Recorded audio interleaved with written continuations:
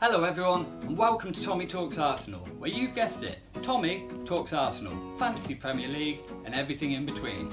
Thank you for joining me, I hope you enjoy the show and without further ado, let's go! Okay, on today's show we'll cover the Forest fixture in game week 1, we'll cover the Palace fixture in game week 2 before talking through my FPL bus team. I hope you enjoy the show, don't forget to like and subscribe please, but now let's get back to business and talk about Nottingham Forest. So, there was plenty of drama this weekend when benching rumours rocked the FPL community. Gabriel was the player in question, and those who jumped to Saliba will have been pleased to see an immediate return from their replacement. But what happened, and why was Gabriel benched? Arsenal welcomed Forest to the Emirates Stadium and set up in a 3-1-6 formation. We had White, Timber and Saliba in defence, with Partey inverting and playing in the lone 6 position. It was a tactic which worked well. Forest started the match without a recognised centre forward, and as a result there was no high press troubling the back line. In the first half hour, Forest only touched the ball 13 times, with Arsenal having 84% possession. They did create one big chance though, as Johnston broke through on goal before firing high and wide. He should have done better. Otherwise, Arsenal were untroubled. Forest played with a back 5 and made life difficult for the Arsenal forwards. Saka and Martinelli had limited opportunities to run in behind as the Forest back line was disciplined in defence. They actually conceded just 0.83 XGC against Arsenal, which was the third best in the league this weekend. That being said, Arsenal dominated the game and were deserved winners in the end. Nketiah opened the scoring, finishing well after good work from Martinelli had found him in the box. Many had predicted that Havertz would lead the line this weekend, but Arteta went with Eddie. Havertz instead found himself playing a hybrid 8-10 position. He bridged the gap between midfield and attack, and against teams who sit deep, we might see that again this season, as Arteta looks to overload the final third. Saka grabbed a goal, I'm sure you will remember that one. It was a difficult day for our wingers though, but with both of them returning, I'm not too concerned. The main talking point will be our defensive shuffle up. Is Gabriel now at risk? Who comes in for Timber? And will Partey continue to invert from the right? So let's have a look at my predicted lineup for next weekend on Monday when we focus our attention against Palace at Selhurst Park. Okay guys, so Palace started their campaign with a 1-0 win away to Sheffield United. Eze was their standout performer, registering 8 shots in the game, although 6 of those were blocked, and creating 7 chances for his teammates. They look a really strong, solid defensive unit, with both Decore and Lamar offering protection from midfield.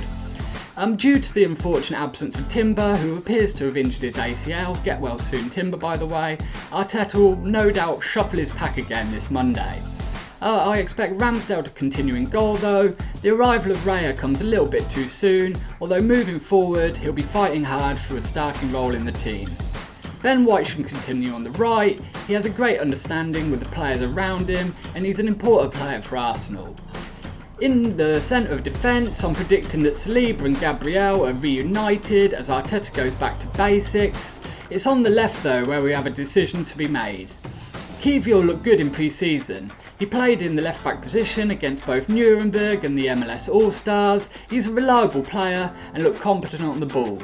With Zinchenko lacking match fitness, I expect him to start this weekend against Palace. In midfield we have Partey in the 6. He's in great form and looks incredibly sharp this season. Rice and Odegaard are my selections in the left and right 8s. I think they offer the most secure partnership when playing away from home against a team as dangerous as Palace. As we all know, Saka is nailed on the right. I expect Martinelli to also continue on the left this weekend. Trossard will be fighting for a start. There's a little bit of a rotation risk, as well as managed minutes with Martinelli, so it's something for managers to be aware of, but not an immediate issue. Up front, I think Eddie will once again lead the line. He looked hungry last weekend. In his last 2 starts, he's got a goal in each game, and he's our most natural number 9. It does mean, however, that in this lineup that I'm predicting, Havertz drops to the bench this game week. You can't play everyone, unfortunately, and Havertz is the one that I think will miss out. And yeah, that's it. That's my lineup for the Monday game against Palace. We got Ramsdale in goal, Ben White on the right, Saliba and Gabriel in the middle of defence, with Kiwior starting on the left. One caveat, watch out for Zinchenko training pitches. In the middle of the park, we got Partey as the lone 6, Rice and Odegaard are starting in the 8s, with Saka and Martinelli on the wings. As I said earlier, I expect Eddie to start up front and hopefully continue his rich vein of form in front of goal. Yeah, so that's my lineup. I'm expecting quite a difficult game against Palace. They'll be fired up for their first home game of the season, but I still expect Arsenal to come away with a win. My score prediction for the Palace fixture is 2-1 to the Arsenal. Come on you Gunners. Right, well I hope you enjoyed the summary. Now let's check out the predicted points on the Drafthound app. Okay, let's check out those predicted points. Leading the way for predicted points is Bukayo Saka. After a 10-point haul in game week 1, the flying forward is predicted to score 6.5 points away to Palace. Snapping at his heels in second place is Gabriel Martinelli. With 1 assist at home to Forest, the Brazilian winger is predicted to score 5.7 points in game week 2. Third on the list is Kai Havertz. Managers will have hoped for a role up front last weekend, yet Havertz dropped into midfield against Forest. Drafthound are predicting 5.2 points for the German this game week. Our captain comes in with 5 predicted points, followed by Saliba 4.6, Gabriel 4.3, Trossard 3.9, White 3.9, Ramsdale 3.5, Rice 3.2 and then Nketiah at 3.2 to complete the 11. Eddie is my wildcard option this week and he could provide serious value if he's starting at just 5.5 million. Okay everyone, let's take a look at my FPL bus team for game week 2. Starting in goal we have Turner who replaces Pickford, Forrester at home to Sheffield United, so it's quite a decent fixture this weekend and I'm really happy to give him a go.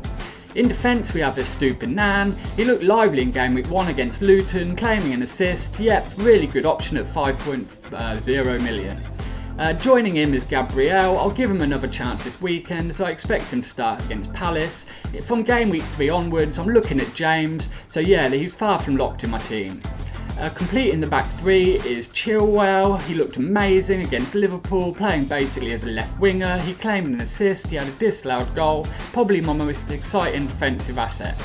In midfield I have the United double up, Rashford, I've got Bruno. Both were a bit underwhelming against Wolves, but they play a Tottenham team who are leaky against Brentford and they're an easy hold this weekend. My Arsenal boys Saka and Martinelli are there. Yep, a nice fixture again against Crystal Palace. I'm happy to give them another chance after both returning in game week 1. Completing the midfield is Eze. He did everything but return, didn't he? Yes, what was it? 8 shots, 6 blocked, 7 chances created. I considered switching him to Mbeumo, but it feels like poise chasing and Eze deserves to stay in the team really.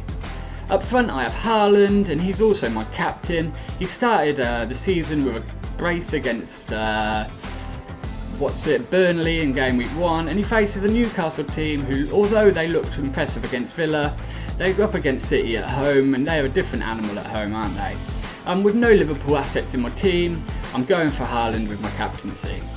Pedro completes my lineup, 4 shots in the box in game week 1, he scored a penalty, looked quite secure for minutes, which was a worry going into the game week, and yeah, I'll hold him this week before possibly moving to Jackson for game week 3 or 4. On the bench I have Pickford, Archer and Shaw, so Archer might be joining Burnley, which is great news moving forward, but it does leave me a little bit light this weekend as Luton and Burnley has been cancelled due to the poor pitch conditions in Luton. And that's me for game week 2. I started the season with 72 points, rank of 2.3 million. It's far too early to worry about that though, and hopefully we'll see some green arrows this weekend. Good luck everyone, I hope you enjoyed the show, and see you next time for more Tommy Talks. Alright, see you soon.